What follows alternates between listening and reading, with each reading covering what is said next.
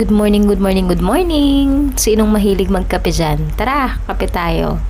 Black coffee muna tayo for today's video para mas healthy. Sobrang hilig ko sa kape. Siguro kung nakakayaman lang yung pagkakape, baka mayaman na ako. Wag kalimutan kumain bago o habang nagkakape para di mangasim ang sikmura. Maling umaga, inget,